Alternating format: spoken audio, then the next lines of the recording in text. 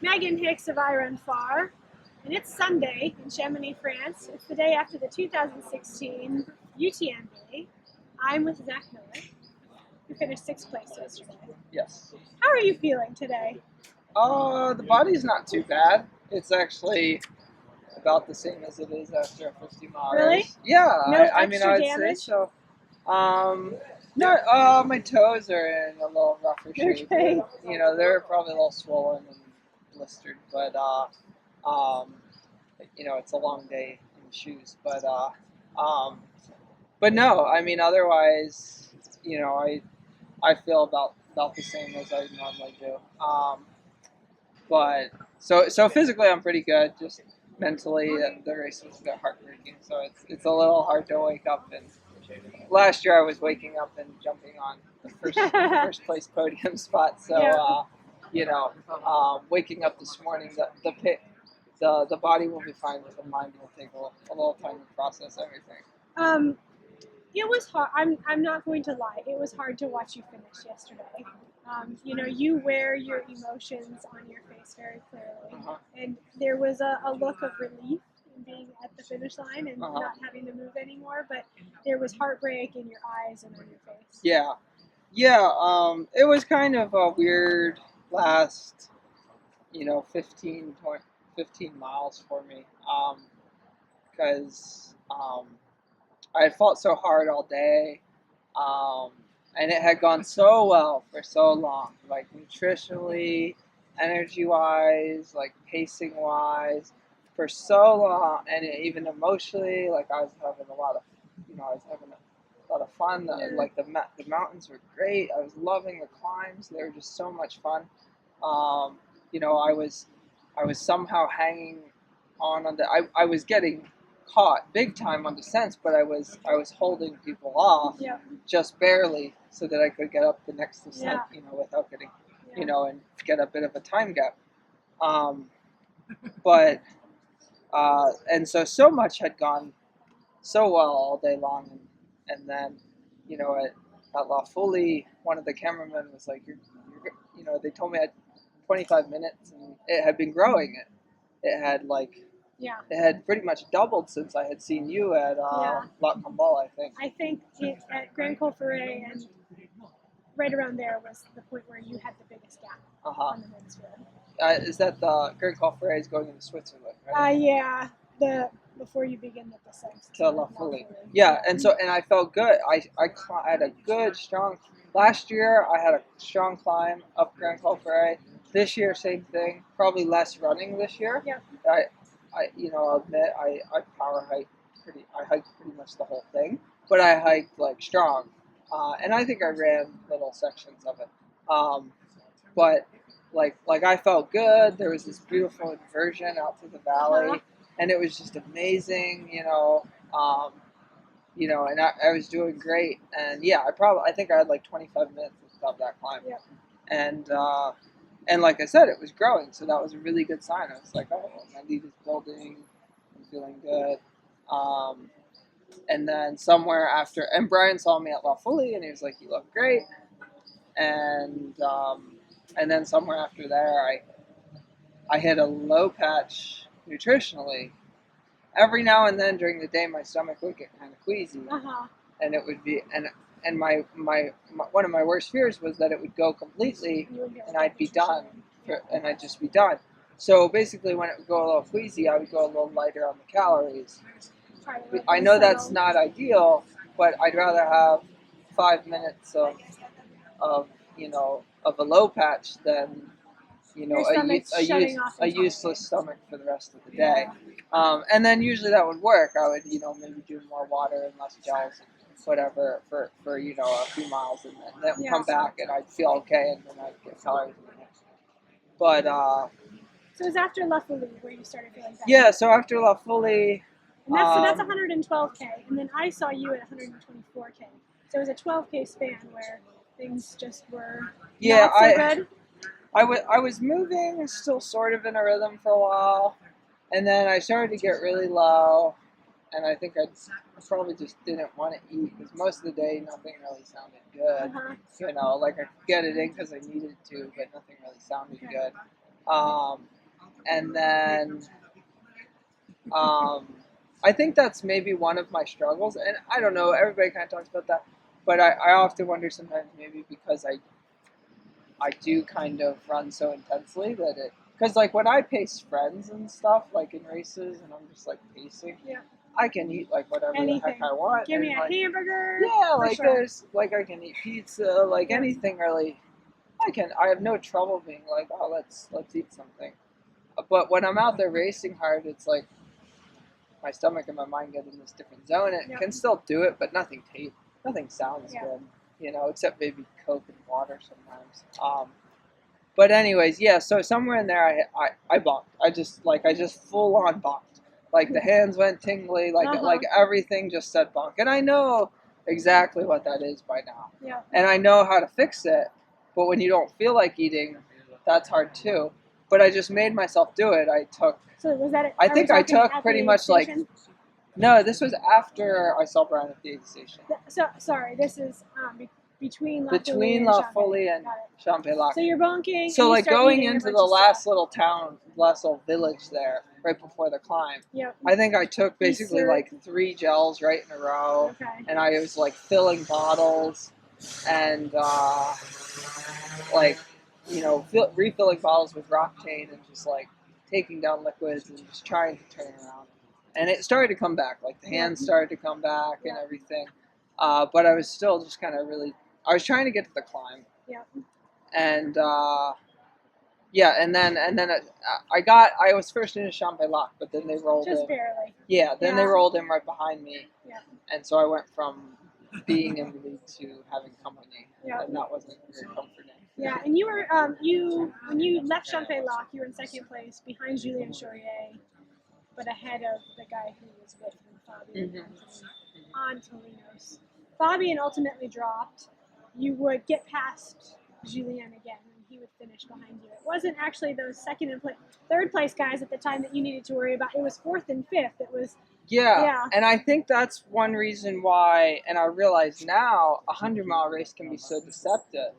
Because I imagine that if you look back at the trackers, my gap ahead of those 2 guys was growing probably throughout the day. Because that's who they're measuring to. Julien and Fabian was probably growing throughout the day. Because that's who they were measuring me against, I imagine. But I bet if you look at my gap to those other guys, the other guys, I bet they were gaining for a long time. Because he had the eventual winner he was with me in Saint Gervais and then had stomach issues and dropped way back and had a ton of ground. So he was probably gaining on me for a long time, but I never knew that. Yep. I just knew whoever was second. Immediately. Yeah. Yep. So anyways, I got confused because I thought, okay, they're with me, now the race is on, I have to try and beat these guys. Yeah. And I went out and I left the aid station before one of them. And the other one, Julien was in front of you. Julien was in front of me. It took me probably about a mile or 2 till I finally got ahead of him for good. But my calories kicked in and I started climbing really strong. And I surged by him like really authoritatively. I was like, I'm gonna let him know that I'm passing. Yeah. Like, like I'm not gonna pass gingerly. Yeah. So I passed really strong, and then I dropped him, and I climbed right away. And then when we descended to Trient, I got caught, and I thought it was him. By Ludovic, a different guy. Yeah, I thought it was him, and apparently it was Ludovic. And we started climbing out in Trient, and so it was kind of setting up. It was like, okay, I get like 6 minutes on the climb. He gets 6 minutes on the descent. Yep. We're going to do this 2 more times and sprint down the street to the finish line, into Chamonix for this epic finish. And then I start climbing out of Trient, and Ludovic starts climbing, and all of a sudden I'm like, this is a different climber. Like I had no clue. I thought it was the same climber. Yeah. But it was actually a totally different runner. It was Ludovic. Similarly sized guys. We're in the same Hoka gear. Kits. You're this far into a 100-mile Yeah, I'm race, like 90 miles in. Yeah. And I thought it was the other guy, so I'm thinking, okay, I'm going to pull away, or I'm going to try to pull away. And then Ludovic comes in with with his pulls, and he's just super strong. And I gave it basically everything I had, and by the time I got to the top, he was long gone, and I was basically my body was just kind of like, you're done. So you get to the top of this. That's the top of the second to last climb, Mm-hmm. and then you drop into Valor Scene. Mm-hmm. And then where in there did Gediminas come upon you? Because he was the next. He one to actually come up? got me on the descent to Valor Scene. Okay. He got me pretty early. I came over the climb, and then probably within like a half a mile, he passed me. And so at that point, is your mentality of, I just need to figure out how to shut off the off gassing as hard as I can, and I mean, what was your mentality of, I'm going to try to maintain as best as I can. I'm in survival mode. Where were you? It was hard because, like, I think that was one of the lessons I'll take away from the 100 is trying to figure out what I do when that happens, because it was kind of new for me, because I feel like feel like torched. You mean? Yeah, Yeah. I've been in more pain before. Like Yeah. at But Madeira, to not be I able was to move your body. the at speed you Madeira. want. Yeah, at Yep. Madeira, I was in a ton of pain, Yeah. but I could still push. Move. There was still a fight. Yep. Like mentally, physically, emotionally, there was still some sort of a fight. There wasn't much. Like there was barely anything, but there was something. Mm-hmm. And here it was like I wanted so badly to win, but like it's weird. I kind of don't understand it. It was like it was like I gave up, but I'm Was not. it, but But was I'm not it your one. body I'm not. giving up, I'm or not was it your one. mind? Like I hate the thought of giving up, Yeah. but it was like something in me kind of started to give up, and Physically or mentally? it was kind of like my mind wanted to do one thing, but my body didn't have what it needed to do. Got that. it. So it And- wasn't and your that made- mind deciding, like, I'm just. I think kinda done. most runners would just say they blew up and their legs were trashed. I Yeah. think that's how most runners would describe it. Like Okay. their legs were gone. Okay. I have trouble believing that your legs are completely Totally gone. gone because I've seen in training where you take some calories and they're back. Yeah. But my hands weren't tingly. I wasn't really dizzy. You know, I didn't have all those other bonk signs. So you had a new experience and you're just trying to sort out. I'm trying to kind of, and maybe I've had it before. Maybe it was just exaggerated by being up for 20 Time hours and or whatever. distance. Yeah. But it was just kind of different, and I'm kind of trying to piece it all together. Process it. Yeah, and I think the other thing was, and maybe I should go home and call Jim Walmsley, but I think it was just such an all or nothing day. You know, I was in it. You know, I mean, I was in it to do my best, but I was in it. I was going for the win. You when the win ran for the win from the gun. Yeah, and when the win seemed to be slipping away, I mean, at Champs-Élysées, it was like, oh no, like here, you know, You're ready to fight it's now. slipping. Well, no, it was hard. It was slipping, and it was really defeating mentally. But I left there, and when the calories kicked in, the fight came back. And I was like, if people, I want somebody to post the pictures of me climbing out of Champs-Élysées, because I have this like full-on like grimace on my face, Yeah. and I may have even been like grunting, and I was like in the biggest fight of my life. Like Yeah. I was like, I probably looked angry because like I was having a good time, but like I was determined. I was so on fire going out of Champs-Élysées, and I was pulling away. But what I didn't know was I was also being caught Yeah. from the guys further back. So I'm thinking about something just as we're talking. Like, you know, I fully expected you to run off the front, but I also fully expected you to run, like, the course is different from like once you get to about 70K or something, a little less than course record numbers don't mark as they change the course, but the early splits you can compare in past years. And I kind of expected you to be minutes ahead of course record pace, but you were running on and slower than record pace. So in my head, I was like, well, he's running off the front, but he's actually running quite a reasonable pace. I think this is a potentially reasonable strategy. But now I'm sitting there listening to you talk about, having this bonk between La Folie and Champs-Élysées, which is a totally normal thing. Almost everybody bonks, at least Somewhat. a little bit, and you have to Somewhat. figure out how to recover it. And then I'm listening to you talk about like really putting yourself in this box to get back in the lead on the climb out of Champs-Élysées. I'm just wondering if you tanked, you know what I mean? You work so hard for an hour or whatever that is. If that blew a gasket, Maybe an unrecoverable gasket. That maybe. late in the race.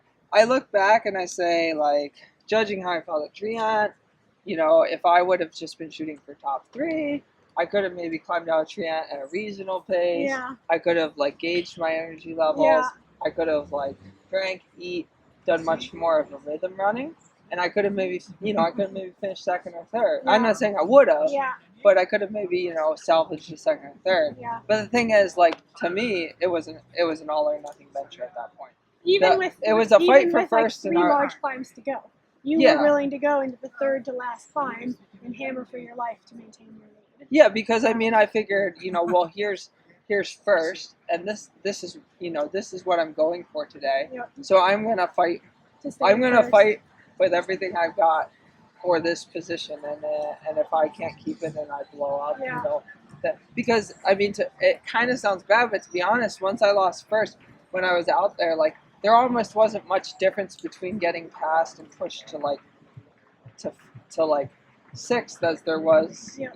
to fourth. Like Yep. it was like once I didn't have first, whether sure I would have loved second and third would have been, top 3 would have been better than, fourth or fifth or Yeah. sixth. But at the same point, I was just like, first was so much on my mind Got that it. it was just kind of like You it was an all or nothing day, and once that was gone. I mentioned Jim earlier, and I imagine he had a similar experience at Western. Yeah. Once he made the wrong turn, and once he lost the lead, I'm sure. Because like I kind of looked at Jim's race and was a little puzzled too. I was like, Why didn't he fight what for it? happened? Like he, Yeah. well, no, I'm not saying he didn't fight. But I was just like you would have thought like, oh, well, still second or third. Yeah. And I was just kind of puzzled. I was like what in the world happened out there? That if you do the math, I don't know what all went on. It still seems like, it should finish a little differently. And then, but when you have that all or nothing mindset, and then you're left with the nothing side, Yeah. it's really hard. It's really hard mentally. Yeah. And I could imagine that before, but now I've kind of experienced it. You're here And right so- now, or what you so, feel is here right yeah. now. And it's not nothing. It's something. Like I've had so many people like, I mean my social media is a mess right now. It's gonna take a while to sort through it all, but like I've received so many emails and messages already, and people here in France coming up to me and just like saying how much they appreciate the effort of how hard Yeah. I pushed for Yeah. how long and whatnot, and that's all I'm very appreciative of that, and that helps a bit, but Yeah. deep inside it's still hard for me to swallow, and it's like like I could almost taste it, and then it slipped away. Yeah. So Did you because this venture it's kind of a high risk, high reward strategy, Mhm. going off the front and Mhm. running off the front. I'm sure you manifested the scenario of how to win. Did you at all envision it not going the way you wanted it to? Like, had you done any sort of emotional preparation for this possibility? What you see is not like your end ultimate goal. yeah, not really. I guess I don't really sit around too much thinking about What's going to happen if? it's a gutsy venture to undertake, and I'd say if you sit around and you think about the possibilities too much, you might not be able to muster up the guts to do it. Okay. You know That's what I fair. mean? Totally. Fair. Because if it doesn't work out, it's a pretty bleak scenario. Yeah. But so I really don't think about it, all that much. I mean, I think the ultimate goal is just to give it my best and get everything out of myself. And I totally understand that I could strategize differently. I totally understand that maybe yesterday I could have strategized differently and won. Yeah. But I don't really. I've said to people I don't really regret the way I ran. I ran the way I wanted to, and like, yeah, I'm a little curious what would happen if I would race more reserved in the beginning. But at the same point, I also don't feel like I'm like way out of the box when I'm out there doing it. I feel like I'm moving efficiently within the means of my fitness. And at some point it's going to hurt anyways. So I don't know how much. I don't know how much like I would, maybe if I ran. Like, I don't know how much I would say. I don't know if I would run any faster going out easier or not. Because I really, I try and move, efficiently. So I don't necessarily think slower is necessary easier. But I think maybe I could have power hiked some sections and saved some of my legs. But I think the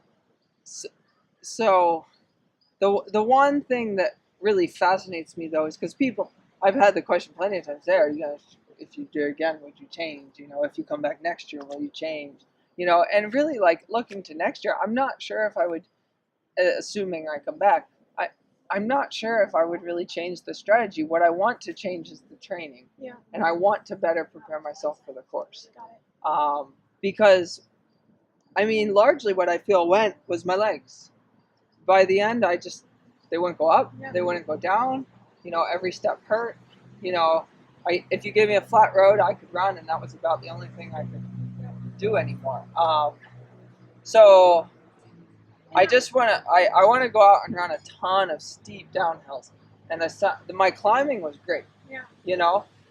My climbs went great, but if I can learn to run the steep, rocky, uneven downhills, and if I could make my downhill legs twice as what they are now by next year, I'd be very interested to see. Because if I could do that and go out at the same strategy and the same general effort level, but my legs last 25% longer, that's essentially what I need. I need 25% more of my legs.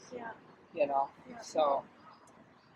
Yeah, and I just wanted to say that it was, I felt that your strategy was brave, but I also, I haven't closely looked at your splits yet, but I don't think that your early running was unreasonable. You weren't, 8 minutes ahead of course record pace at half marathon. You weren't 20 minutes ahead at marathon. You were at right or just a little bit slower than course record pace, which is, I don't think is unreasonable. And that is, there's some cool things that come out of it. Like, that's kind of cool for me to hear because, like 4 years ago, I was, like, sitting at my desk in college watching videos of, watching, no, not a fence watching. Xavier. No. Killian. I can't believe I couldn't think of it. I was, this means that you're 100-mile brain dead. Like 4 years ago, I'm like sitting, at my parents' house on Christmas break watching videos of Killian, and not like just not even considering myself in the same league as mountain athletes like that. And then here I am out there probably like running the same course at the same pace as what those guys did. At least for a while. So that kind of blows my mind that that I could actually do that. You're here. You've arrived. Yeah, that I've arrived at that point in my life. But it's like and actually one of the other really interesting things was we were together at the beginning of the race. At Saint Gervais. It was me and Ludovic was Fabian was leading. Then it was you. Then it was Ludovic behind you. Yeah, and I think Ludovic was actually in front of me going in. I had gapped them, I think, going ascending, and then on that long descent, they all caught me. and I think Ludovic went in first, but stopped at an aid station, and I like Got it. grabbed something small and went. And yeah, Ludovic and I were right together, so we went out basically on the same pace. It was just Ludovic, and this is really interesting, had the stomach issue, Mhm. like after Lake Contamine, which is really early, Yeah. and he had to walk. I think he told me for 3 hours, and he dropped back to I think like 50th place or something, Exactly. and he was an hour behind me, and that's really funny because it's almost like it was a blessing in disguise for him, because and maybe not. I mean, maybe it wasn't. Maybe without an hour walk break, maybe we would have set course record, you know. But I also think maybe with an hour walk break was He was why able he to be was strong. why at the he end. was so strong so late, Yep. you know, because he walked for like 3 hours, and Yep. then he said he was prepared. He was preparing himself to take a nap at Courmayeur, and then I guess he got to Courmayeur and decided he didn't need it, so he went on, Huh. and then he proceeded, you know, to Yeah. catch me, Yeah. and he was super strong. But yeah, well, yeah, I don't know. So there were a lot of interesting things that happened Yeah. in the race, and you know, and I had a great time, especially all the way to La Folie, and then I just, you know, I had to kind of test my mettle the rest of the way, but it was a good experience. 6th place at UTMB. I hope that you don't walk away from this considering it a loss at all. I mean, that's a position that many hundreds of people would like to be in. Oh yeah, I mean, I don't consider it a loss. Yeah. I mean, it's tough to stomach, but I mean, I guess anything other than first would have been tough to stomach. Yeah. So, Okay. and I know that may sound that I don't know that could sound cocky or greedy or whatever, but it's just, you know, that's just kind of like the prize that I'm eyeing, Yeah. you know. And I don't do it like being like, oh, there's no way I won't get first, Yeah. you know. I have I know no full- idea if I can, but I'm going to try. Yeah, exactly. Like I kind of take a little kid approach to races. It's just like little kids don't ask questions. They, Yeah. you know, like you tell them not to do something, and they're like, why not?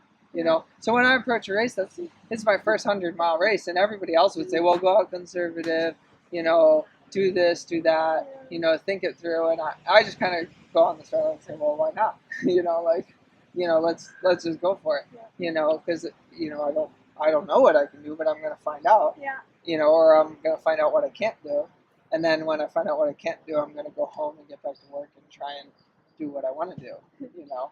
Well, we've seen you race for a couple of years at all kinds of distances, and you take that approach at everything you do. Mm-hmm. So I anticipate that should you approach the 100-mile distance in the future, it's probably going to be the exact same style.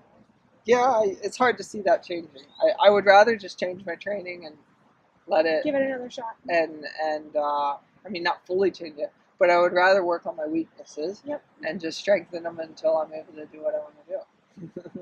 Well, good luck to you, Zach. Congratulations on your 6th place finish. All right. And, yeah, you put on a really fun show. So Yeah. I'm proud of yourself. Okay. I am proud of the effort. So sometimes the failures per se are almost better than the successes. It's hard to feel like that. We say that we right learn now, a lot but- more from our yeah. failures, and we grow wiser from it for the short Yeah. runs. Yeah, it hurts right now, but in the long, hopefully one day I will look back and